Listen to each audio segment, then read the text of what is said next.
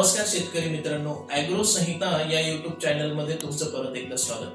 मित्रांनो, आज आपण फ्लावर ड्रॉपिंग या भाजीपाला पिकातील समस्येबद्दल बोलणार आहोत. मित्रांनो, अति पाऊस, अवकाळी पाऊस तसेच फ्लावरिंग स्टेज मध्ये जास्तीचं पाणी, शिवाय मायक्रोन्यूट्रनची कमतरता आणि टोमॅटो बांधणीच्या वेळेस मजुरांकडून केला जाणारा हलगर्जीपणा इत्यादी अनेक कारणांमुळे फ्लावर ड्रॉपिंग होत असते.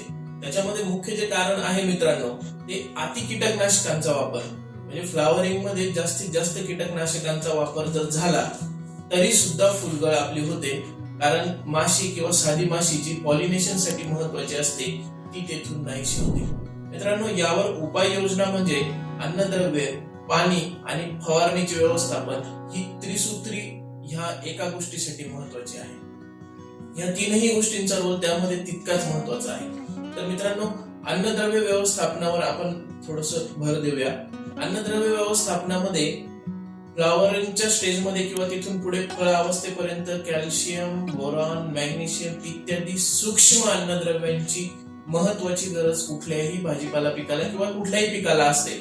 तर त्यामध्ये साधारणतः 25 दिवसानंतर मिंगल किंवा मिलांच आणि त्यामध्ये मॅग्नेशियम सल्फेट एकरी 4 ते 5 किलो याप्रमाणे जर आपण 25व्या दिवसानंतर जर सोडले ड्रिपने आणि ते जर पुन्हा एकदा रिपीट केले तर त्यातून बऱ्यापैकी सूक्ष्म अन्नद्रव्यांची गरज भरून निघते. शिवाय 1261 4 किलो आणि 0050 हे 3 किलो याप्रमाणे एव्हरी वीक साधारणतः 30 दिवसानंतर 25 ते 30 दिवसानंतर एव्हरी वीक म्हणजे दर आठवड्याला जर आपण ते सोडत राहिलो तर त्यातून फॉस्फरसची कमतरता बऱ्यापैकी भरून निघते.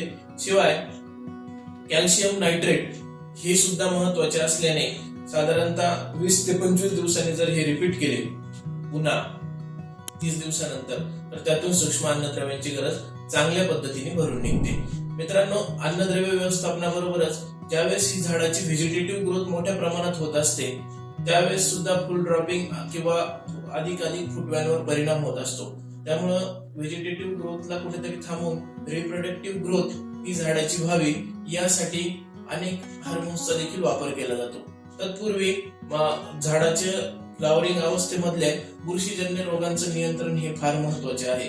तर बुरशीजन्य रोगांच्या नियंत्रणासाठी सुद्धा कुठलंही अँटीबायोटिक हे फ्लावरिंग स्टेज मध्ये फवारणी शक्यतो टाळावे, अथवा कुठलंही स्ट्रॉंग बुरशीनाशक फ्लावरिंग स्टेज मध्ये फवारणे शक्यतो टाळावे.